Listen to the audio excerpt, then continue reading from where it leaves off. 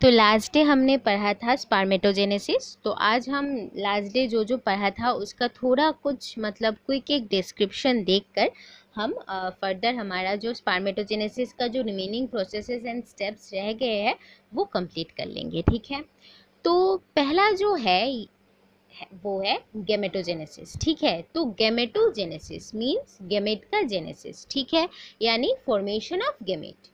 ठीक है, या फिर प्रोडक्शन ऑफ गैमेट। तो गैमेटोजेनेसिस दो टाइप्स के हो सकते हैं, एक हो गया स्पर्मेटोजेनेसिस एंड दूसरा हो गया oogenesis। ठीक है, जैसे कि हम सबको पता है कि गैमेट दो टाइप के होते हैं, मेल गैमेट जिसको हम स्पर्म्स कहते हैं और फीमेल गैमेट जिसको हम ओवा या फिर एग कहते हैं। ठीक है, तो गैमेटोजेनेसिस हो गया जब किसी भी सेक्सुअली मैच्योर मेल या फीमेल ऑर्गेनिज्म के बॉडी में जब गैमेट्स का फॉर्मेशन होता है गोनाड्स में, उसको हम क्या बोलते हैं, उसको हम गैमेटोजेनेसिस बोलते हैं। ठीक है, जैसे कि मेल गोनाड को हम टेस्टिस बोलते हैं, उस टेस्टिस में जब स्पर्म का यानी मेल गैमेट का जब प्रोडक्शन होता है तब हम उसको स्पर्मेटोजेनेसिस बोलते हैं। ठीक है, और जब हम फीमेल गोनाड को बोलते हैं ओवरी, जब उस ओवरी में ओवा का जब प्रोडक्शन होता है तो उस ओवा के प्रोडक्शन को हम क्या बोलते हैं, oogenesis बोलते हैं। ठीक है, और हमारा जो मेल गैमेट जो होता है और फीमेल गैमेट जो होता है, हमेशा याद रखना वो हैप्लॉइड होता है, मतलब उसमें n number of chromosome present रहता है। अभी ये क्यों रहता है, क्योंकि हमारे टेस्टिस और ओवरी में क्या होता है, मियोसिस सेल डिवीजन होता है जिसको हम रिडक्शन डिवीजन भी बोलते हैं। तो टेस्टिस के जो नॉर्मल जो सेल्स होते हैं उनमें twice n number of chromosome रहता है। ठीक है, और मियोसिस होने के बाद क्या होता है, हमारा गैमेट फॉर्म होता है।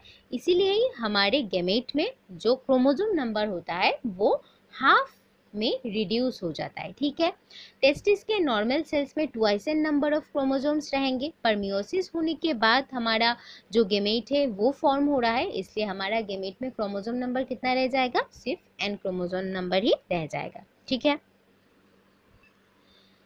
तो अभी एक दूसरा इम्पोर्टेंट पॉइंट जो है वो है कि हमारे male and female gonad that means testis and ovaries में जो सेल्स हमारे मतलब स्पर्म के मम्मी डैडी जो होते हैं उन सेल्स को हम बोलते हैं प्रिमोडियल जर्म सेल्स। ठीक है, तो स्पर्म और एग के जो पेरेंट सेल्स होते हैं जिनसे हमारा स्पर्म और एग फर्स्ट बनना स्टार्ट करता है, उन सेल्स को हम प्रिमोडियल जर्म सेल्स बोलते हैं और प्राइमरी जर्म सेल्स भी बोलते हैं। ठीक है, ये तो लास्ट क्लास में हमने बता दिया था। ठीक है,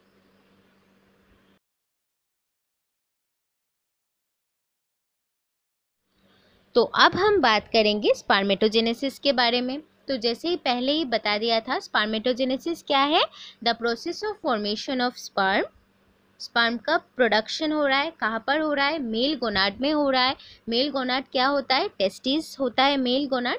तो जब एक सेक्सुअली मैच्योर मेल ऑर्गेनिज्म के टेस्टिस में स्पर्म्स का प्रोडक्शन होता है तब हम उसको स्पर्मेटोजेनेसिस बोलते हैं। ठीक है, और स्पर्म का जो पेरेंट सेल होता है, जिन टेस्टिस के जिन सेल्स से स्पर्म प्रोड्यूस होना स्टार्ट होता है, उन सेल्स को हम क्या बोलते हैं, प्रिमोडियल जर्म सेल्स बोलते हैं और हम प्राइमरी जर्म सेल्स भी बोलते हैं। ठीक है, तो ये पॉइंट नोट करके रख देना। ठीक है, तो ये जो स्ट्रक्चर है, इस स्ट्रक्चर में मैंने मतलब दिखाया है टीएस ऑफ टेस्टिस को। तो जैसे कि आप लोग देख सकते हैं कि ये जो टीएस ऑफ टेस्टिस है, इसमें जो लोब जो राउंडेड स्ट्रक्चर्स जो प्रेजेंट है, इनको हम क्या बोल रहे हैं, इनको हम सेमिनिफेरस ट्यूबल्स बोल रहे हैं। ठीक है, और सेमिनिफेरस ट्यूबल के जस्ट अंदर में जो फर्स्ट इनर लेयर ऑफ जो सेल है उसको हम क्या बोल रहे हैं, उसको हम प्रिमोडियल जर्म सेल्स बोल रहे हैं। ठीक है, और इन्हीं सेल से हमारा स्पर्म का प्रोडक्शन होना स्टार्ट होता है। ठीक है, तो ये जो सेमिनिफेरस ट्यूबल है, इसका जो first inner layer of cell जो है लाइनिंग, उसको हम प्रिमोडियल जर्म सेल लेयर बोलते हैं। ठीक है, और आप ये जो सेमिनिफेरस ट्यूबल के बीच बीच में आप जो सेल्स देख रहे हो जिनको हम लेडिक सेल और इंटरस्टिशियल सेल्स बोलते हैं, उनका फंक्शन क्या होता है, वो क्या करता है, इन केस ऑफ मेल क्या करते हैं, वो male sex hormone that is testosterone और एंड्रोजन जिसको हम कहते हैं मेल सेक्स हार्मोन, उसका प्रोडक्शन करते हैं। ठीक है, और ये जो टेस्टोस्टेरोन होता है ये मेल्स में सारे सेकेंडरी जो करेक्टर होता है मेल्स के, जैसे कि बियर्ड, मस्कुलिन बॉडी, है ना, और फिर इन सारी चीज़ों का क्या करता है, इन सारी चीज़ों का डेवलपमेंट करवाता है। ठीक है, तो अब हम हमारा स्पर्मेटोजेनेसिस देखेंगे। तो ये तो रिवीजन हो गया। तो जैसे कि हमने पढ़ा था कि स्पर्मेटोजेनेसिस जो टोटल प्रोसेस होता है वो टोटल 2 फेजेस में डिवाइड हुए रहता है। ठीक है, पहला जो प्रोसेस या फिर पहला जो फेज होता है स्पर्मेटोजेनेसिस का वो होता है फॉर्मेशन ऑफ स्पर्मेटिड्स, एंड जो सेकेंड फेज होता है वो होता है स्पर्मियोजेनेसिस। ठीक है, तो फॉर्मेशन ऑफ स्पर्मेटिड ये जो फेज है इसमें क्या होता है, इसमें हमारे जो स्पर्म का जो सेल्स होते हैं, मतलब स्पर्म के हमारे टेस्टिस के अंदर जो प्रिमोडियल जर्म सेल्स जो रहते हैं, जो मैंने टीएस ऑफ टेस्टिस में दिखाया था,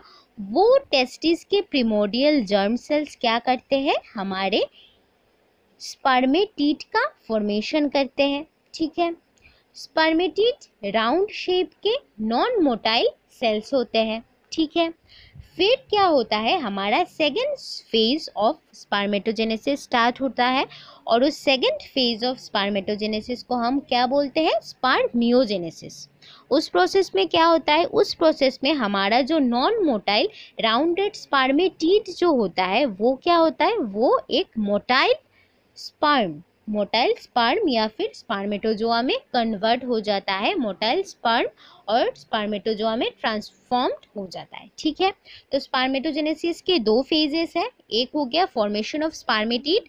फॉर्मेशन ऑफ स्पर्मेटिड में हमारा जो स्पर्मेटिड जो है राउंडेड शेप का नॉन मोटाइल जो सेल होता है स्पर्मेटिड, वो किससे फॉर्म करता है, वो हमारे टेस्टिस के सेमिनिफेरस ट्यूबल के प्रिमोडियल जर्म सेल जो होता है उस प्रिमोडियल जर्म सेल से फॉर्म होता है। ठीक है, उसके बाद स्पर्मियोजेनेसिस जो प्रोसेस है, जो कि सेकेंड फेज ऑफ स्पर्मेटोजेनेसिस है, उसमें क्या होता है, उसमें हमारा जो नॉन मोटाइल राउंड शेप का जो स्पर्मेटिड जो होता है वो क्या होता है, वो स्पर्मेटोजोआ में कन्वर्ट हो जाता है। ठीक है, तो ये दोनों प्रोसेस मिलाकर ही हमारा जो स्पर्मेटोजेनेसिस का प्रोसेस है, स्पर्म प्रोडक्शन का प्रोसेस है, वो कंस्टिट्यूट करते हैं टुगेदर।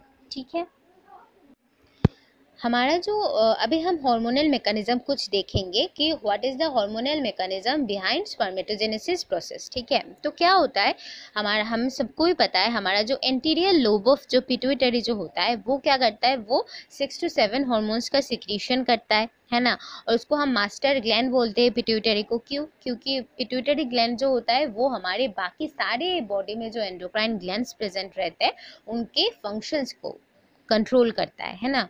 तो हमारा जो एंटीरियर लोब ऑफ पिट्यूटरी जो है वो कुछ 2 टाइप के गोनाडोट्रोफिन हार्मोन सीक्रेट करता है। पहला हो गया ल्यूटिनाइजिंग हार्मोन जिसको हम एलएच बोलते हैं, और दूसरा हो गया एफएसएच जिसको हम क्या बोलते हैं, फॉलिकल स्टिमुलेटिंग हार्मोन। ठीक है, तो ल्यूटिनाइजिंग हार्मोन जो एलएच जो है वो क्या करेगा, वो हमारे टेस्टिस में जो प्रेजेंट रहता है लेडिक सेल या फिर इंटरस्टिशियल सेल, उनको जाकर स्टिमुलेट करेगा, है ना। और जब हमारे लेडिक सेल स्टिमुलेट होते हैं तब हमारा लेडिक सेल टेस्टोस्टेरोन और एंड्रोजन का प्रोडक्शन स्टार्ट कर देगा। ठीक है, जो क्या करता है, एंड्रोजन एंड टेस्टोस्टेरोन हमारा जो मेल जो रिप्रोडक्टिव ऑर्गन जो होते हैं और फिर मेल सेकेंडरी करेक्टर जो होते हैं उनका डेवलपमेंट में हेल्प करता है। ठीक है, और फिर दूसरा हो गया फॉलिकल स्टिमुलेटिंग हार्मोन। ठीक है, तो ये फॉलिकल स्टिमुलेटिंग हार्मोन जो है वो क्या करेगा, वो सर्टोली सेल पे एक्ट करेगा। एफएसएच हार्मोन सर्टोली सेल को स्टिमुलेट करेगा। उसके बाद हमारा सर्टोली सेल क्या करेगा, सर्टोली सेल कुछ फैक्टर्स का सिक्रीशन करेगा, है ना, कुछ फैक्टर्स का सिक्रीशन करेगा। और वो फैक्टर्स क्या करेंगे, वो फैक्टर्स हमारे सेमिनिफेरस ट्यूबल में जो प्रिमोडियल जर्म सेल्स जो रहेंगे, हमारे सेमिनिफेरस ट्यूबल के अंदर जो प्रिमोडियल जर्म सेल्स प्रेजेंट रहेंगे उनको स्टिमुलेट करेंगे, उनको कहेंगे कि तुम अभी स्पर्मेटोजेनेसिस के प्रोसेस को स्टार्ट करो। ठीक है,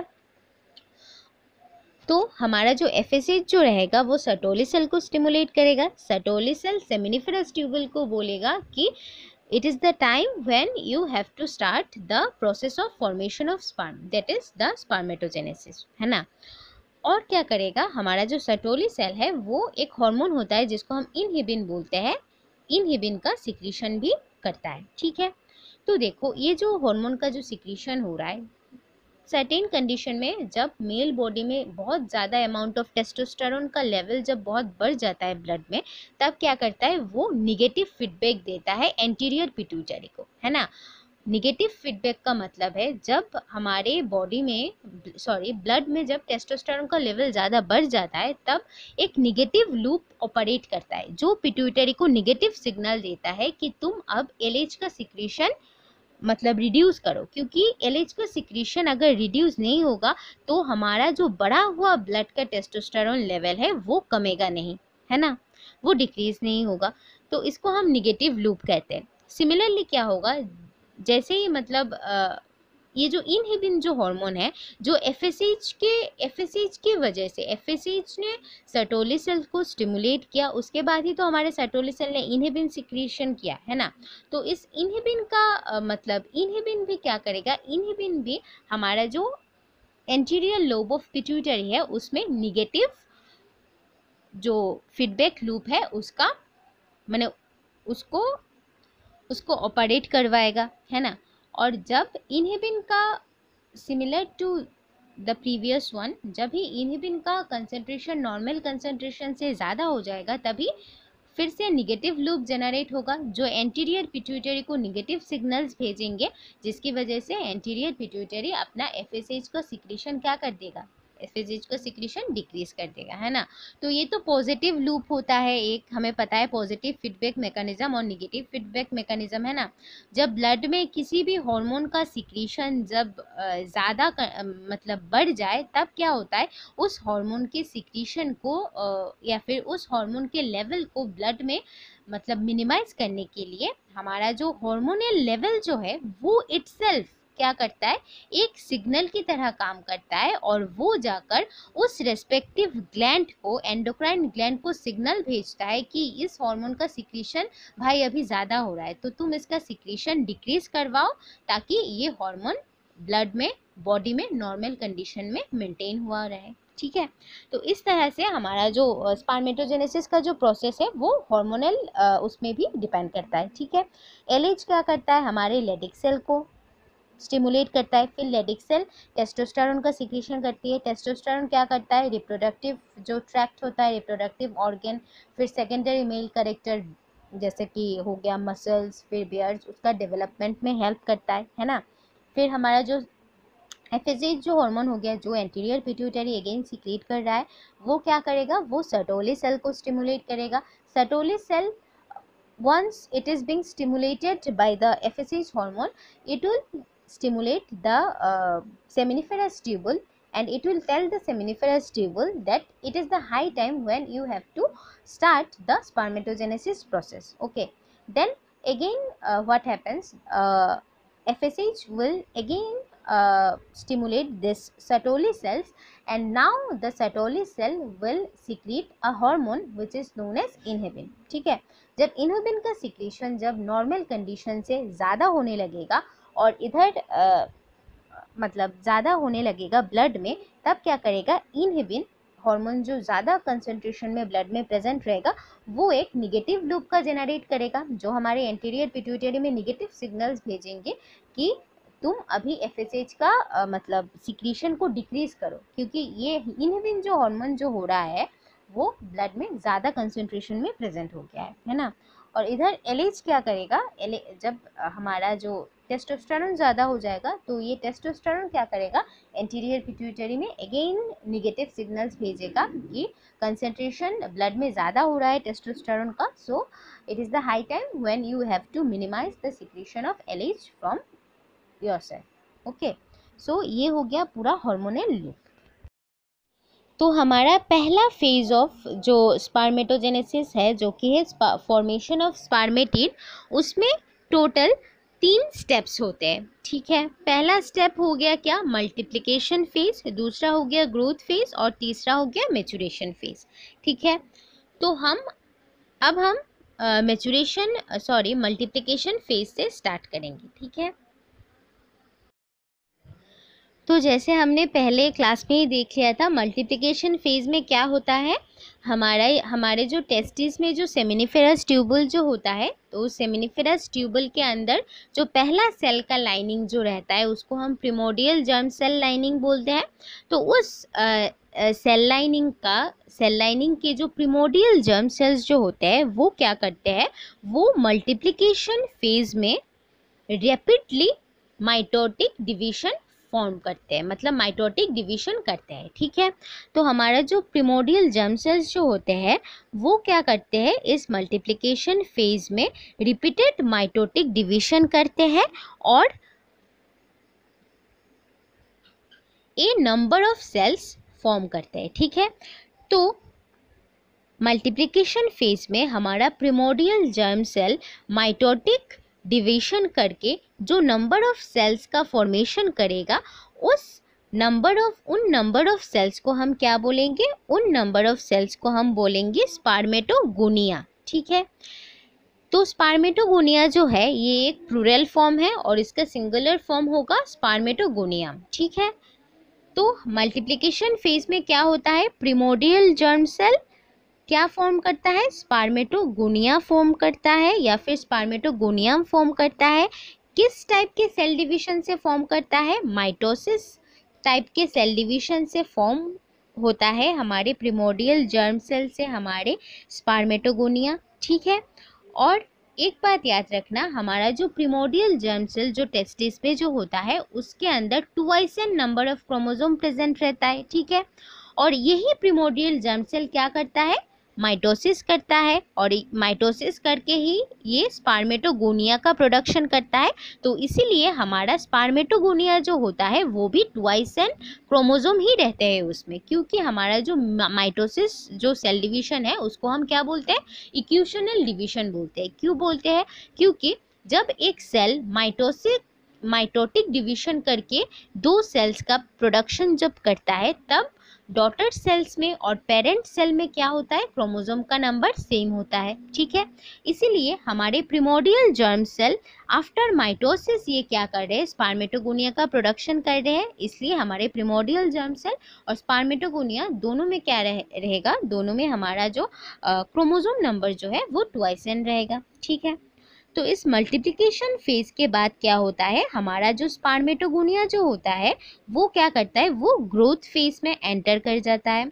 और ग्रोथ फेज जैसे नाम से ही सजेस्ट हो रहा है कि इस फेज में क्या होता है, मेरा स्पर्मेटोगोनिया का ग्रोथ होगा, है ना। तो इस स्टेज में क्या करता है, हमारा जो स्पर्मेटोगोनिया जो होता है वो साइज में सिर्फ इंक्रीज होता है, ठीक है। हमारा स्पर्मेटोगोनिया अपने अंदर न्यूट्रिएंट फूड मटेरियल एक्युमुलेट करता है और उसका साइज इंक्रीज होता है, ठीक है।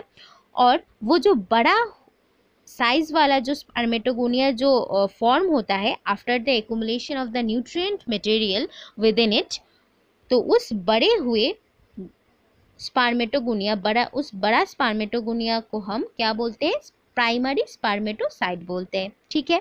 और ये जो प्राइमरी स्पर्मेटोसाइट जो होगा ये भी क्या होगा, ये भी डिप्लॉयड ही होगा, इसमें भी twice N number of chromosome ही रहेगा।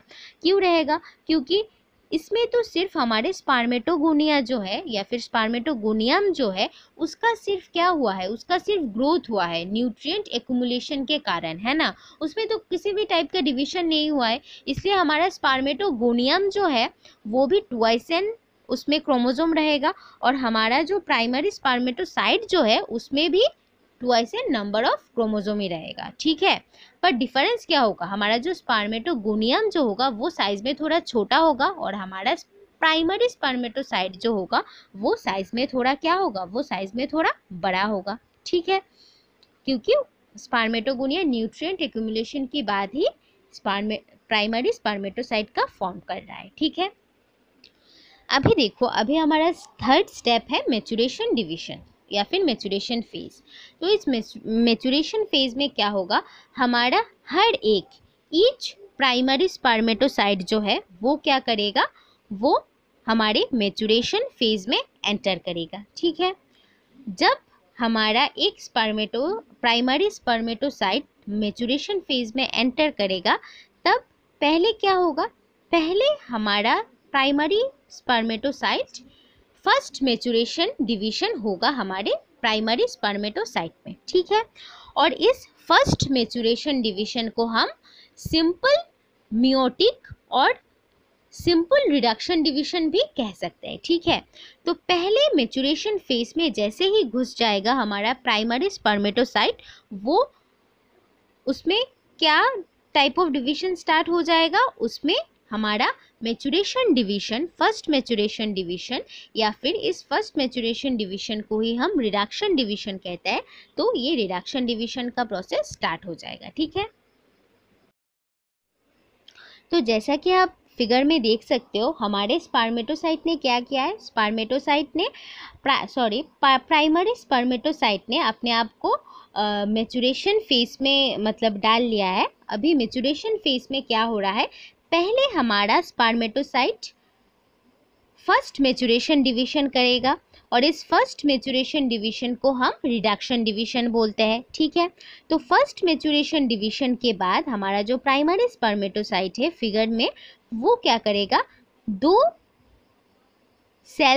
डॉटर सेल्स फॉर्म करेगा। ठीक है, और इन दोनों डॉटर सेल्स को हम क्या कह रहे हैं, हम सेकेंडरी स्पर्मेटोसाइट कह रहे हैं। ठीक है, और हमने क्या बोला है, ये जो फर्स्ट मैच्योरेशन डिवीजन है इसको रिडक्शन डिवीजन बोला है, यानी हमारे प्राइमरी स्पर्मेटोसाइट में क्रोमोसोम नंबर था 2n। ठीक है, सिंस ये फर्स्ट मैच्योरेशन डिवीजन क्या है, रिडक्शन डिवीजन है, तो इस रिडक्शन डिवीजन के बाद जो हमारे जो डॉटर सेकेंडरी स्पर्मेटोसाइट, जो ये दो सेल जो फॉर्म हुए हैं, उनमें क्रोमोसोम नंबर क्या हो जाएगा, उनमें क्रोमोसोम नंबर हाफ हो जाएगा, है ना, क्योंकि ये रिडक्शन डिवीजन है। ठीक है, तो हमारा प्राइमरी स्पर्मेटोसाइट मैच्योरेशन फेज में घुसने के बाद पहले क्या करता है, पहले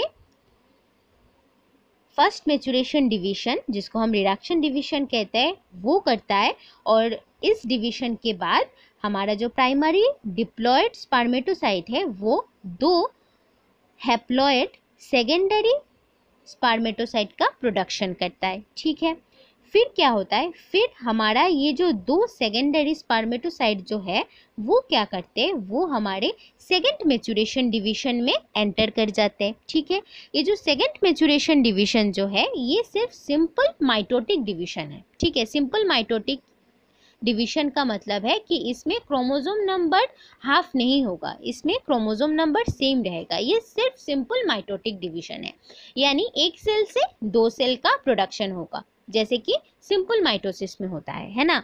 तो हमारा क्या होगा, ईच सेकेंडरी स्पर्मेटोसाइट क्या करेगा, हमारे इस सेकेंड मैच्योरेशन डिवीजन को करेगा, जो कि सिंपल माइटोटिक डिवीजन है, और उसके बाद हमारा इन दोनों स्पर्मेटोसाइट, सेकेंडरी स्पर्मेटोसाइट क्या करेंगे, एक स्पर्मेटोसाइट दो स्पर्मेटिड का प्रोडक्शन करेंगे, दूसरा सेकेंडरी स्पर्मेटोसाइट क्या करेगा, वो भी दो स्पर्मेटिड का प्रोडक्शन करेगा। ठीक है, ये जो सेकेंडरी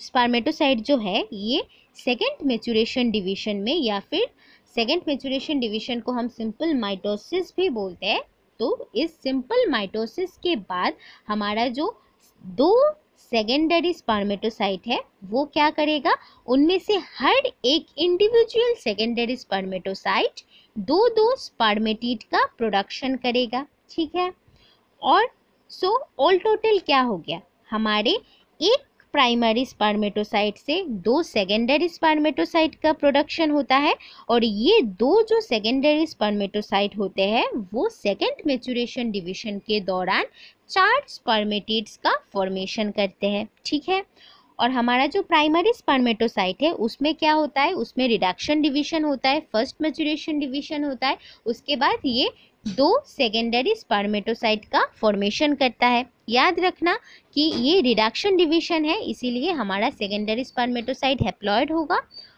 और उसके बाद क्या होता है, हमारा जो सेकेंडरी स्पर्मेटोसाइट जो होता है, दो सेकेंडरी स्पर्मेटोसाइट, वो क्या करते हैं, सेकेंड मैच्योरेशन डिवीजन जिसको हम सिंपल माइटोसिस बोलते हैं, उसके दौरान चार हैप्लॉयड स्पर्मेटिड का फॉर्मेशन करता है। और स्पर्मेटिड में क्या होगा, हैप्लॉइड यानी half chromosome number n chromosome number होगा। क्यों होगा, क्योंकि हमारा जो सेकेंडरी स्पर्मेटोसाइट है उसमें भी क्या है, n नंबर ऑफ क्रोमोसोम है, और वो किस टाइप का सेल डिवीजन कर रहा है, वो माइटोसिस कर रहा है, इसलिए उसमें क्रोमोसोम नंबर क्या होगा, हाफ नहीं होगा, क्रोमोसोम नंबर जितना है उतना ही बना रहेगा। ठीक है,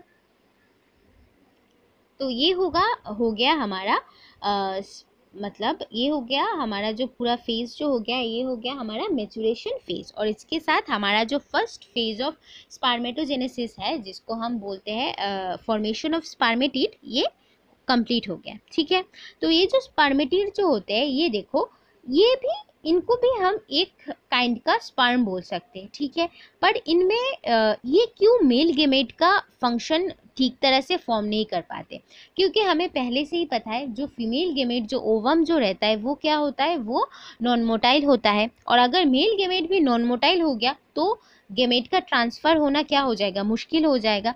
इसीलिए क्या होता है, स्पर्मियोजेनेसिस जो प्रोसेस होता है उसके दौरान क्या होता है, हमारा जो ये नॉन मोटाइल यानी मूवमेंट नहीं करने वाला ये जो स्पर्मेटिड जो सेल्स जो होता है वो क्या होता है, वो मोटाइल यानी मूव करने वाला स्पर्म्स में कन्वर्ट हो जाता है, ताकि स्पर्म मूव करके मेल बॉडी से फीमेल रिप्रोडक्टिव ट्रैक्ट तक ट्रैवल कर पाए, ताकि हमारा जो प्रोसेस ऑफ जो रिप्रोडक्शन है, फर्टिलाइजेशन है, वो एफिशिएंटली हो जाए, है ना।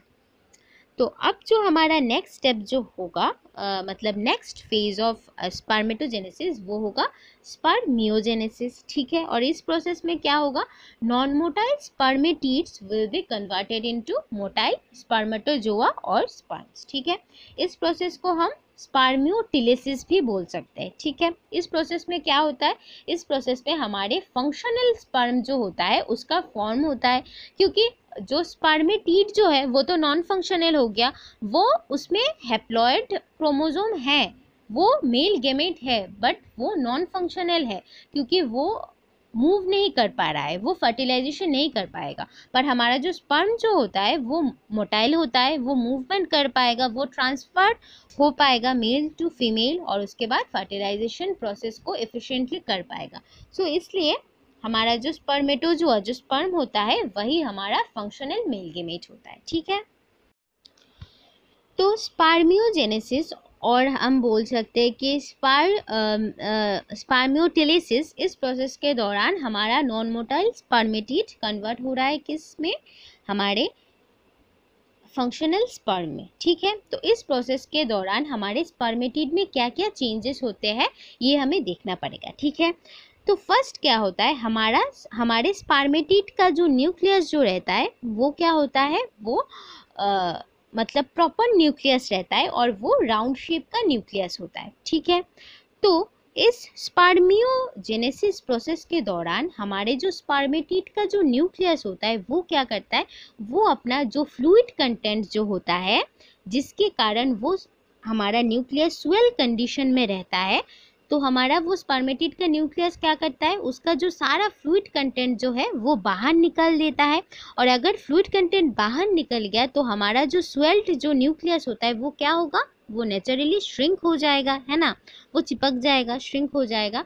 और क्या करता है, हमारा जो न्यूक्लियस जो होता है वो अपने अंदर का जो सारा जो आरएनए जो मॉलिक्यूल्स जो होते हैं, आरएनए मॉलिक्यूल्स, फिर जो न्यूक्लियोलस जो होता है ना, और जो कुछ कुछ प्रोटीन्स जो प्रेजेंट रहते हैं हमारे न्यूक्लियस के अंदर, वो सारे जो आरएनएस है, न्यूक्लियोलस है और प्रोटीन्स जो है, वो सारे कंटेंट अपने अंदर से न्यूक्लियस हटा देता है ना, और सिर्फ अपने अंदर हमारा न्यूक्लियस क्या बाकी रखेगा, सिर्फ डीएनए ही बाकी रखेगा, क्योंकि डीएनए ही हमारा क्या है, मतलब हमारे वन जनरेशन से दूसरे जनरेशन में हमारा जो करेक्टर्स जो ट्रांसफ़र होता है उसके लिए हमें पता है कि हेरिडिटरी मटेरियल क्या होता है, डीएनए होता है ना।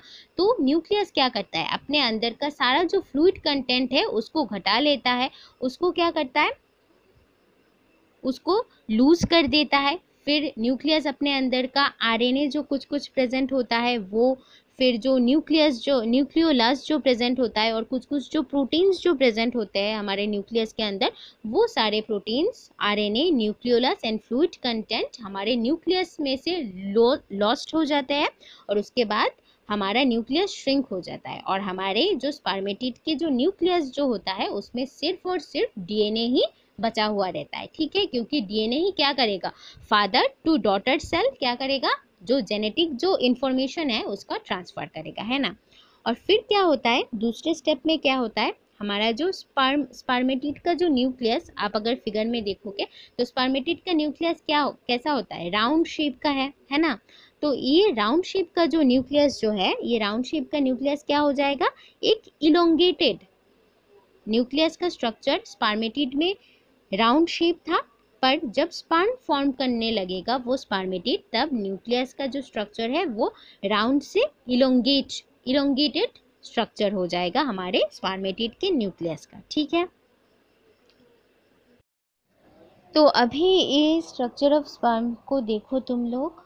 तो ये जो स्ट्रक्चर ऑफ स्पर्म है इसमें देखने को मिलेगा कि हमारा जो राउंडेड शेप का जो न्यूक्लियस था स्पर्मेटिड में, वो क्या हो गया, वो स्पर्म्स में आकर इलोंगेटेड शेप का हो गया, है ना। और ये जो न्यूक्लियस है ये पहले स्पर्मेटिड में स्वेल्ड कंडीशन में था, बड़ा स्वेलिंग कंडीशन में था, और ये स्पर्मेटोजोआ में आकर क्या हो गया, स्पर्मेटोजोआ में आकर ये इसने अपना सारा फ्लूइड कंटेंट जो है, आरएनए है, न्यूक्लियस है, और जो प्रोटीन्स है, वो सारे कंपोनेंट्स को लूज कर लिया है, और ये इसने सिर्फ अपने अंदर क्या रिटेन करके रखा है, सिर्फ डीएनए जेनेटिक मटेरियल को रिटेन करके रखा हुआ है। ठीक है, और जो दूसरा स्ट्रक्चर जो हमें देखने को मिलेगा, ये जो आप स्पर्म के न्यूक्लियस के ठीक ऊपर जो ये जो कैप लाइक स्ट्रक्चर जो देख रहे हो, इसको हम एक्रोसोम बोलते हैं। ठीक है, और हमारे जो स्पर्मेटिड का जो गोल्गी एपैरेटस जो था, इस गोल्गी एपैरेटस ने क्या किया, इस गोल्गी एपैरेटस ने ही स्पर्मेटोजोआ या फिर स्पर्म के न्यूक्लियस के ऊपर हेड रीजन में इस कैप लाइक स्ट्रक्चर जिसको हम एक्रोसोम कहते हैं, इसका फॉर्मेशन करवा दिया। ठीक है, तो गोल्गी एपैरेटस ही क्या करेगा, स्पर्मेटिड का गोल्गी एपैरेटस स्पर्मेटोजोआ में कैप लाइक स्ट्रक्चर जो जिसको हम एक्रोसोम बोलते हैं उसका फॉर्मेशन करवा देगा। ठीक है, फिर आप लोग फिगर में देख सकते हो कि हमारा जो स्पर्म में एक हो गया एक्रोसोम, दूसरा हो गया न्यूक्लियस, और ठीक न्यूक्लियस के बाद, ठीक न्यूक्लियस के नीचे हमारे स्पर्म में एक सेंट्रियोल प्रेजेंट रहेगा। ठीक न्यूक्लियस के नीचे हमारा जो सेंट्रियोल प्रेजेंट रहेगा, न्यूक्लियस के पोस्टीरियर रीजियन में जो सेंट्रियोल प्रेजेंट रहेगा, उसको हम क्या बोलेंगे, उसको हम प्रॉक्सिमल सेंट्रियोल बोलेंगे। ठीक है, और इस ठीक प्रॉक्सिमल सेंट्रियोल के पीछे और एक सेंट्रियोल रहेगा जिसको हम डिस्टल सेंट्रियोल कहेंगे। ठीक है, तो हमारे स्पर्मेटिड में क्या होता है, स्पर्मेटिड में हमारा जो सेंट्रोजोम होता है, उसी सेंट्रोजोम के अंदर दो सेंट्रियोल प्रेजेंट रहते हैं, याद रखना। पर हमारा जो जब स्पर्म का मैच्योर स्पर्म का फंक्शनल स्पर्म का जब फॉर्मेशन होना स्टार्ट होता है, तब क्या होता है, तब सेंट्रोजोम के अंदर जो दो सेंट्रियोल प्रेजेंट थे इन केस ऑफ स्पर्मेटिड, वो क्या होता है, एक सेंट्रियोल स्पर्म के न्यूक्लियस के ठीक नीचे पोस्टीरियर पार्ट में आकर सिचुएटेड हो जाता है, जिसको हम प्रॉक्सिमल सेंट्रियोल बोलते हैं। और दूसरा सेंट्रियोल क्या करता है, दूसरा सेंट्रियोल प्रॉक्सिमल सेंट्रियोल के ठीक पीछे लोकेटेड हो जाता है, जिसको हम डिस्टल सेंट्रियोल बोलते हैं। ठीक है, और ये दोनों सेंट्रियोल क्या करते हैं, ये दोनों सेंट्रियोल हमें बाद में जाकर देखने को मिलेगा स्ट्रक्चर ऑफ स्पर्म में, ये दोनों सेंट्रियोल हमारे फ्लैजेला, जो स्पर्म किससे मूव करता है, स्पर्म कैसे मूव कर पाता है, स्पर्म का जो टेल होता है उस टेल में फ्लैजेलम होता है, फ्लैजेलरी स्ट्रक्चर होता है ना। तो ये जो डिस्टल सेंट्रियोल जो होता है, जो प्रॉक्सिमल सेंट्रियोल के ठीक पीछे प्रेजेंट रहता है, वो क्या करता है, वो हमारे जो फ्लैजेलम का जो फिलामेंट्स जो होता है, वो फ्लैजेलम का फिलामेंट्स का डेवलपमेंट करवाता है। ठीक है, तो हमारा डिस्टल सेंट्रियोल से क्या होगा, फ्लैजेलम, स्पर्म का जो फ्लैजेला होगा, फ्लैजेला का फिलामेंट्स जो होंगे वो फ्लैजेला के फिलामेंट्स डेवलप करेंगे हमारे डिस्टल सेंट्रियोल से। ठीक है, और क्या हमें देखने को मिलेगा, हमारा जो स्पर्मेटिड में जो माइटोकॉन्ड्रिया जो था, वो माइटोकॉन्ड्रिया स्पर्मेटोजोआ में आकर क्या होगा, उस वो माइटोकॉन्ड्रिया स्पर्मेटोजोआ या फिर स्पर्म में आकर अपने आप को मिडिल पीस में, मतलब स्पर्म का जो मिडिल पार्ट है, जैसा कि आपको फिगर में देखने को मिल रहा है, उस मिडिल पार्ट में अपने आप को माइटोकॉन्ड्रिया स्पाइरली अरेंज कर लेगा। ठीक है, माइटोकॉन्ड्रिया अपने आप को स्पाइरली अरेंज कर लेगा स्पर्मेटोजोआ के मिडिल पीस में, मिडिल पोर्शन में। ठीक है, तो ये रहे मतलब कुछ और एक होता है हमारा जो स्पर्मेटिड जो होता है, स्पर्मेटिड में जो होता है बहुत सारा साइटोप्लाज्म प्रेजेंट रहता है ना, पर हमारा स्पर्म जो होता है, स्पर्म में क्या होता है, साइटोप्लाज्म कंडेंस्ड हो जाता है। ठीक है, बहुत मतलब trace amount of cytoplasm present रहता है और साइटोप्लाज्म कंडेंस्ड हो जाता है। कंडेंस्ड, बहुत trace amount of condensed cytoplasm present रहता है around the middle piece of the spermatozoa. ठीक है, स्पर्मेटोजोआ के मिडिल पीस में कंडेंस्ड कंडीशन में बहुत ट्रेस अमाउंट में हमारा जो साइटोप्लाज्म जो है वो प्रेजेंट रहता है। ठीक है, तो ये रहे सारे चेंजेस जो हमें किस में देखने को मिलते हैं, हमें एक स्पर्मेटोजोआ में देखने को मिलते हैं, जब हमारा स्पर्मेटोजोआ स्पर्मेटिड से ट्रांसफॉर्म हो, मतलब ट्रांसफॉर्म होता है ना। तो ये सारे प्रोसेसेस जो है, ये सारे स्टेप्स जो है, ये क्या होते हैं, ये हमारे स्पर्मियोजेनेसिस में फॉलो होते हैं। जैसे कि न्यूक्लियस, अपना न्यूक्लियस पहले स्पर्मेटिड में राउंडेड था, अभी क्या हो गया, अभी इलोंगेटेड शेप का हो गया है। पहले स्पर्मेटिड में न्यूक्लियस के अंदर अपना आरएनए था, प्रोटीन था, फिर न्यूक्लियोलस था, फ्लूइड कंटेंट था बहुत सारा। पर जैसे ही स्पर्म का फॉर्मेशन होना स्टार्ट हो जाएगा, वैसे ही न्यूक्लियस क्या करेगा, श्रिंक हो जाएगा, अपना सारा फ्लूइड कंटेंट, आरएनए, फिर न्यूक्लियोलस और मोस्ट ऑफ द प्रोटीन्स जो रहते हैं उसके अंदर, न्यूक्लियस के अंदर, वो सारा लूज कर देगा, सिर्फ डीएनए को अपने अंदर बचा कर रखेगा। फिर गोल्गी एपारेटस क्या होगा, हमारा स्पर्मेटिड का जो गोल्गी एपारेटस जो है वो स्पर्म में आकर उसके न्यूक्लियस के ऊपर, स्पर्म के न्यूक्लियस के ऊपर एक कैप लाइक स्ट्रक्चर, जिसको हम एक्रोजोम बोलते हैं, उसका फॉर्मेशन कर देगा, है ना। फिर स्पर्मेटिड का जो माइटोकॉन्ड्रिया जो होता है वो क्या करेगा, वो हमारे स्पर्म के मिडिल पार्ट में आकर स्पाइरली अरेंज हो जाएगा, है ना, स्पाइरली अरेंज हो जाएगा हमारा माइटोकॉन्ड्रिया। फिर क्या होता है, फिर हमारा साइटोप्लाज्म जो है, साइटोप्लाज्म जो प्रेजेंट रहता है, स्पर्मेटिड में बहुत सारा साइटोप्लाज्म प्रेजेंट रहता है, बट स्पर्म में क्या होता है, स्पर्म में साइटोप्लाज्म कंडेंस्ड हो जाता है और बहुत ट्रेस अमाउंट में मिडिल पीस में हमारे स्पर्म के प्रेजेंट रहता है। फिर हमारे स्पर्मेटिड में क्या होता है, सेंट्रोजोम के अंदर 2 सेंट्रियोल्स प्रेजेंट रहते हैं, पर जैसे ही हमारा स्पर्म प्रोडक्शन स्पर्मेटिड कन्वर्ट होना स्टार्ट होता है मेच्योर फंक्शनल स्पर्म में, तब क्या होता है, एक सेंट्रियोल ठीक न्यूक्लियस के पोस्टीरियर पार्ट में, न्यूक्लियस के नीचे आकर लोकेट हो जाता है, जिसको हम प्रॉक्सिमल सेंट्रियोल बोलते हैं।